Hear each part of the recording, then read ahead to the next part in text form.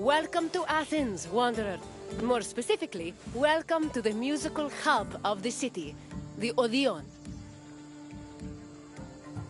Sometimes, when the burdens of life begin to weigh heavy on my shoulders, I come here, close my eyes, and surrender myself to the music.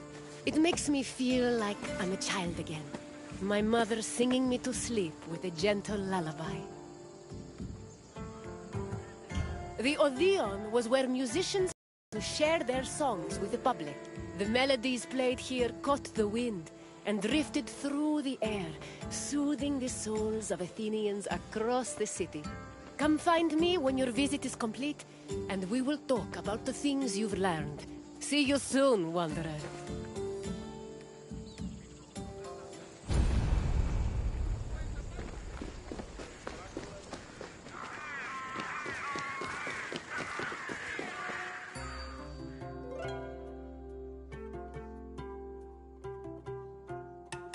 Music played an important part in almost every aspect of ancient Greek life. Whether attending a public gathering, rubbing elbows at a dinner party, laying out offerings in a temple, or marching into battle, there was a song for everything. Aristotle even wrote that music increased the efficiency of laborers, and it was often played for rowers and field pickers to keep them working at a steady rhythm.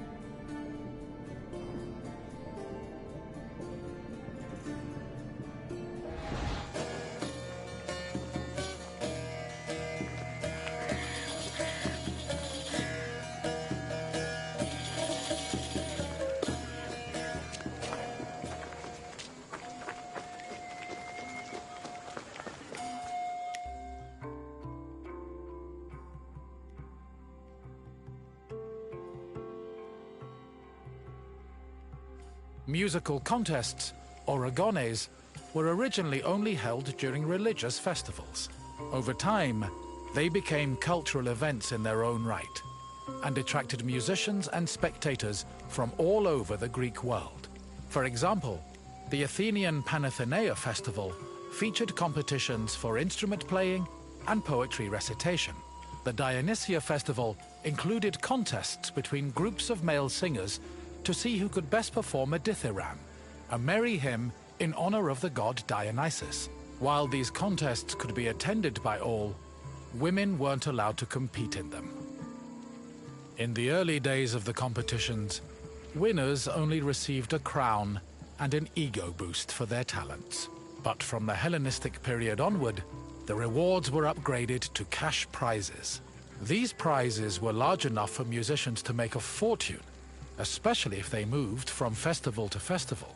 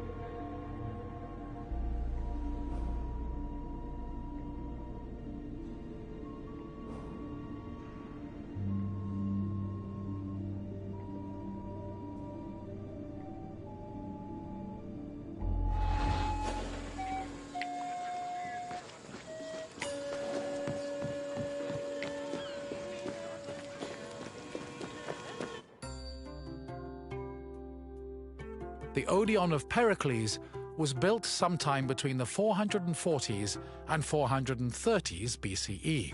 The building was commissioned by Pericles for use in the Panathenaea festival. The Odeon was also a venue for poetry readings, political rallies, and philosophical performances. According to ancient sources, the original design of the Odeon was inspired by the tent of the Persian king Xerxes, a spoil of war the Athenians salvaged after their decisive victory at Salamis in 480 BCE. The building's roof was made of timber from captured Persian ships. In this sense, the Odeon was both a triumphant symbol of Athens and an insult to their Persian enemies. This structure was considered one of the grandest architectural accomplishments of ancient Athens.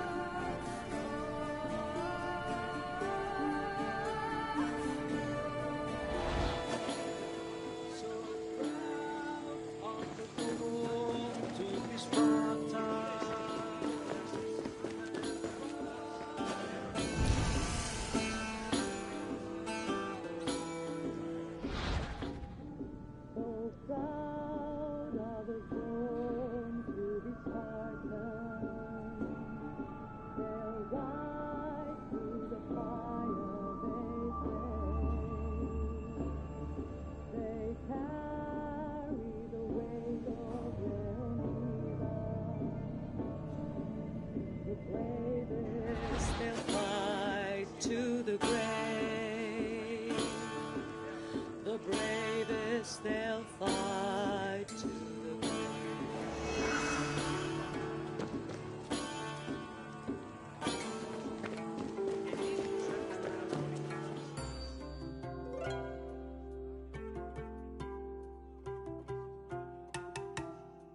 In ancient Greece, there was a type of music for almost any occasion.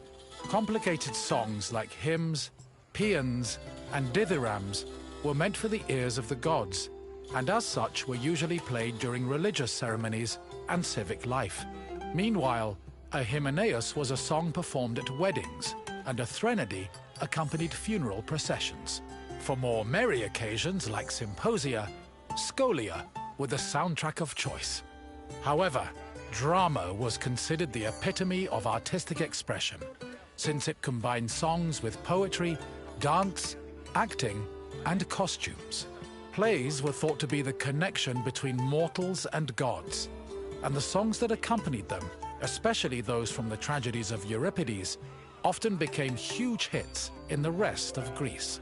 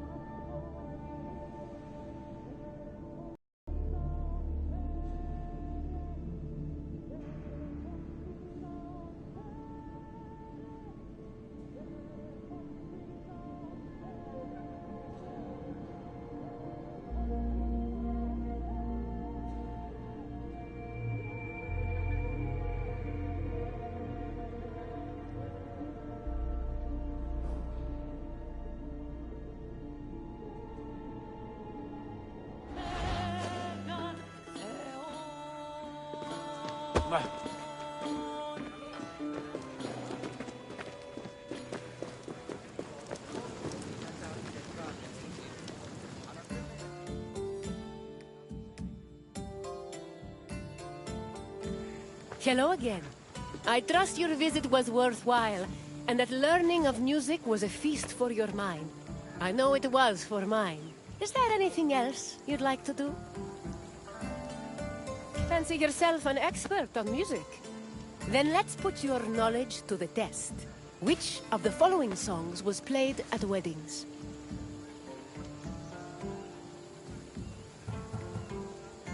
Correct. A Hymeneos was performed at weddings to wish the couple a happy and prosperous union. Let's move on to the second question. The Odeon of Pericles was modeled after spoils of war from which Athenian enemy? Correct. Not only was the design based on the tent of the Persian king Xerxes, but the building's roof was made of wood from captured Persian ships.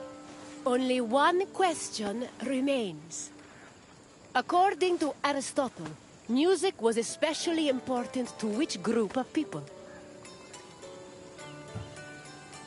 You are correct. Aristotle believed music improved certain motor skills, so it was played for field pickers and rowers to increase their work output. You definitely have an ear for music, Wanderer. I applaud you. Farewell, Wanderer. I hope you enjoyed the sweet sounds of the Odeon.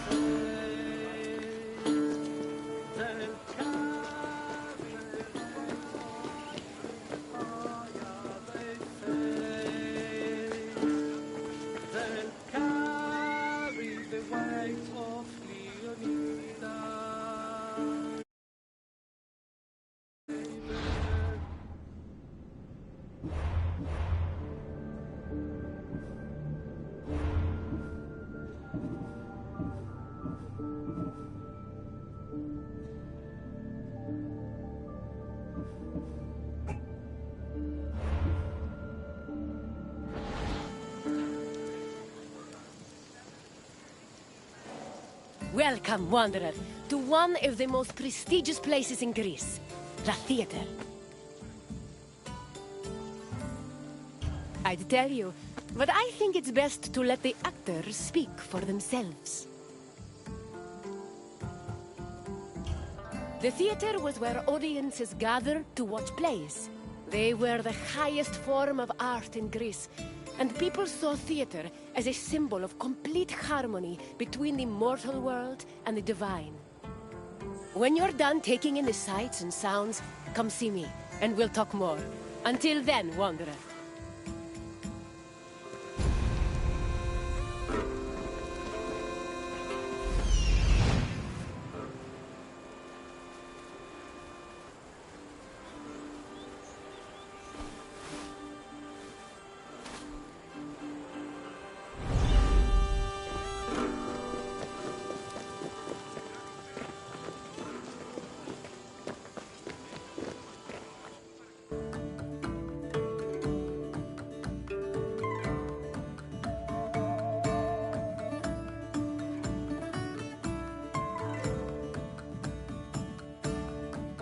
Theater is not just part of geek culture, but was a major part of Greek culture. In Athens, comedies and dramas originated from the dancing and singing performed by members of the cult of Dionysus. Between 536 and 533 BCE, theater's burgeoning importance in Athens was demonstrated when the responsibility of organizing tragedies was entrusted to the Archon, the highest-ranking magistrate in the city. From then on, theater grew rapidly in popularity, and soon a permanent space for performing and watching plays was built on the slope of the Acropolis. During the 5th century BCE, theater became intertwined with Athens' democracy. It often functioned as an echo chamber for political ideas, and in some cases, it could even influence public opinion. As a result, in the 4th century BCE, Plato coined the term theatrocracy to describe his city's politics.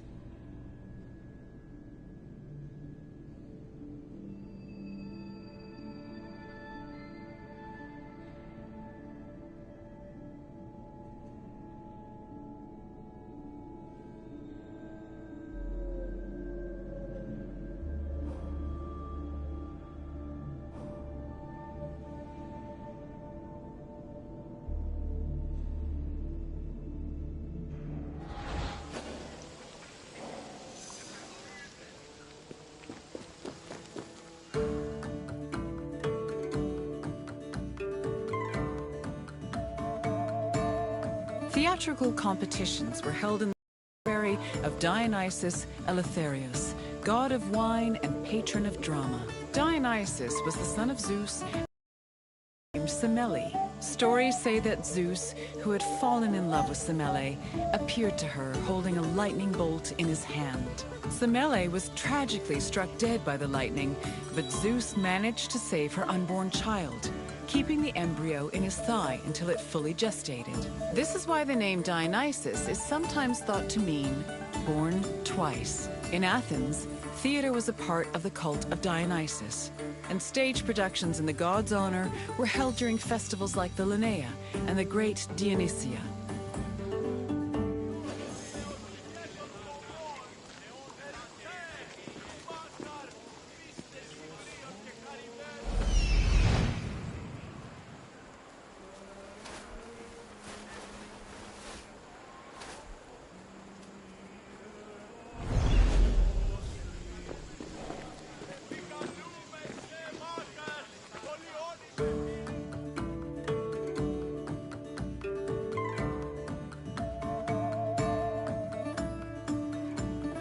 Theatrical competition.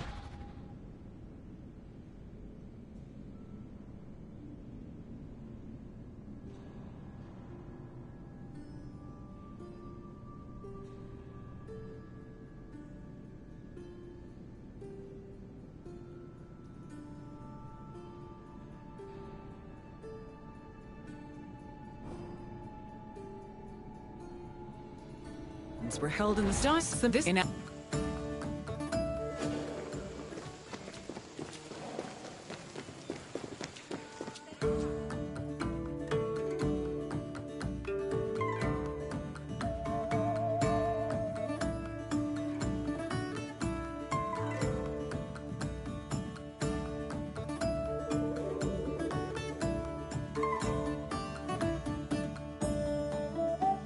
In Athens, there were 3 festivals that honored Dionysus with drama performances: the rustic Dionysias, the Linnea, and the Great Dionysia.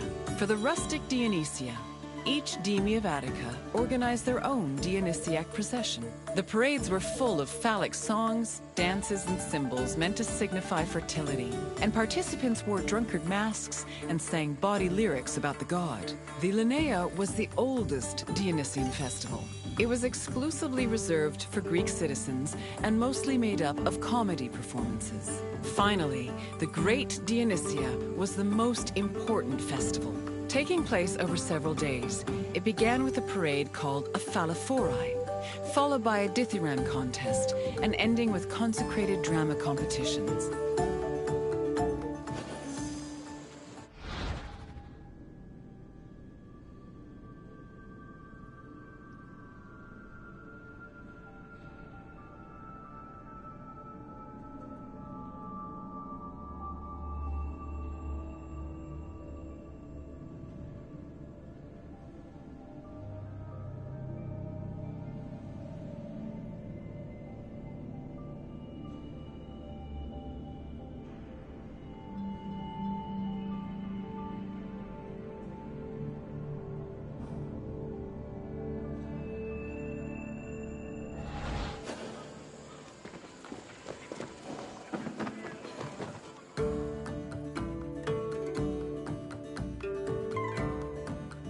The Great Dionysia was supervised by the head magistrate known as the Archon, who was assisted by 12 other magistrates. Among his duties, the Archon picked Chorigoi, rich Athenian citizens responsible for providing the budget for rehearsals and performances. 2 days before the Dionysia, a ceremony called the Proagon took place where playwrights introduced their work. The Dionysia finally began in earnest with a procession to the god's temple, followed by sacrifices and a symposium. The next 2 days centered on dithyramb contests, while the final 4 days were dedicated to drama competitions. The contest's outcomes were decided by 10 judges, who were appointed at random by the Archon. The judges placed their votes in an urn, and 5 of the votes were randomly picked to determine the winner.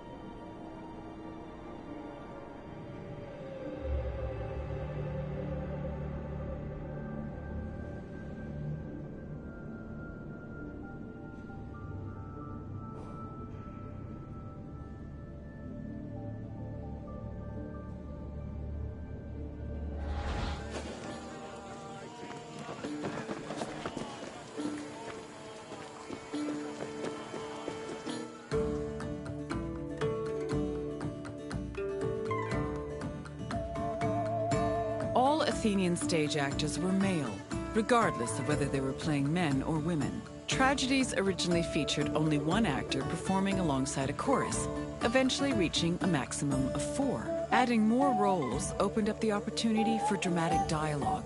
During performances, they prepared themselves in the skene, a building that served as a backstage area, before emerging onto the proskenion, or stage. The skene could be painted to represent backdrops like palaces, temples, and tombs. Its roof was reserved for appearances by the gods. These gods could be moved around with a crane called a mechane, which produced spectacular visual effects. On stage, actors wore masks and elaborate costumes. For tragedies, they were adorned with magnificent clothes. While for comedies, actors playing male characters wore hugely exaggerated phalluses, probably to maximize the laughs.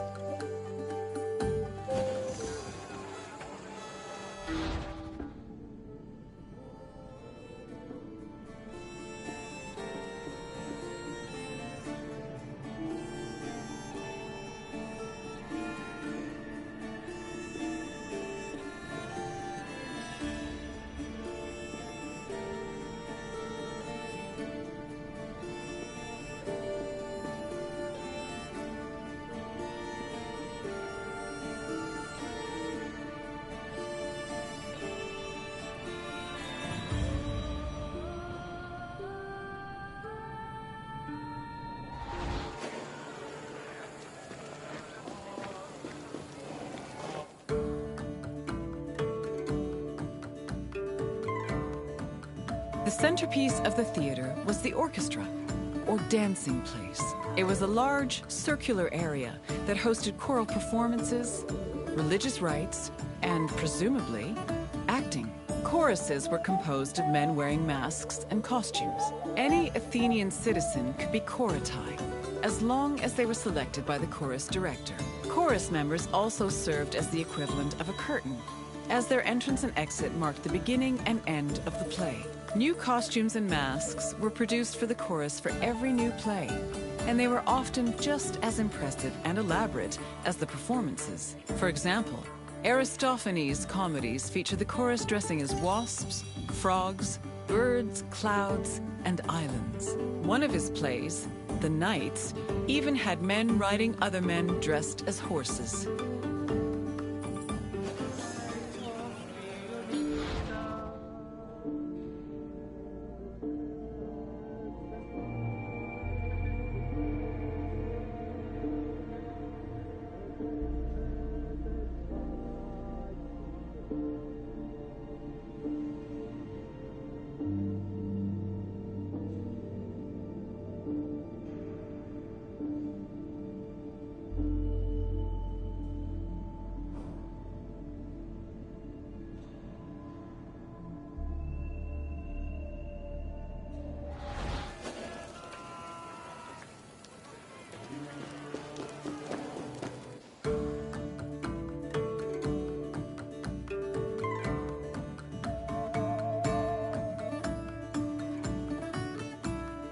Athens' Theatron, or performance space, could seat up to 17,000 people, nearly a tenth of the population of Attica. Its excellent acoustics made it ideal for drama, but it was also sometimes used for political meetings and parades. The theater was accessible to everybody. This did not mean that seating was free, though. The first rows were normally where priests and public officials sat, while the central part of the auditorium was reserved for ambassadors and guests of honor. There is also evidence that men and women sat separately. In general, theater audiences were emotional and noisy. During performances, they would shout, curse, and throw things depending on their mood, and their reactions were just as much a part of the experience as the acting.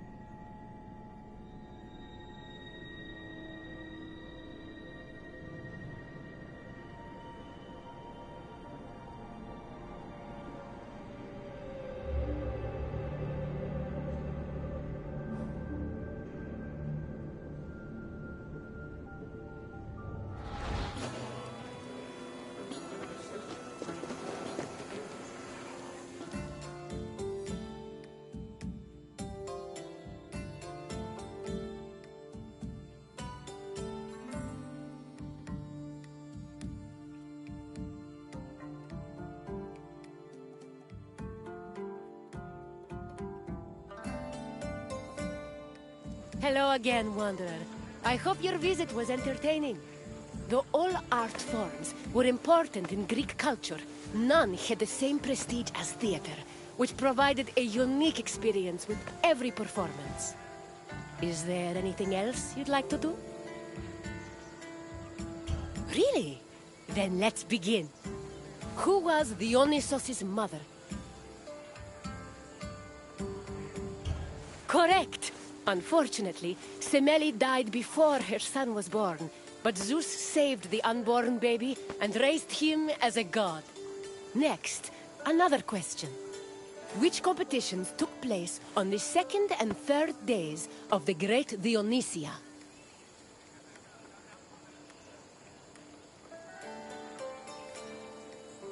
No, the drama contests were reserved for the final 4 days of the festival. Try again. Yes, the Thyrambvi were hymns dedicated to Dionysos, and the Thyrambos contests were held on the second and third days of the festival. And finally, the last question. Which of the following is the oldest festival dedicated to Dionysos?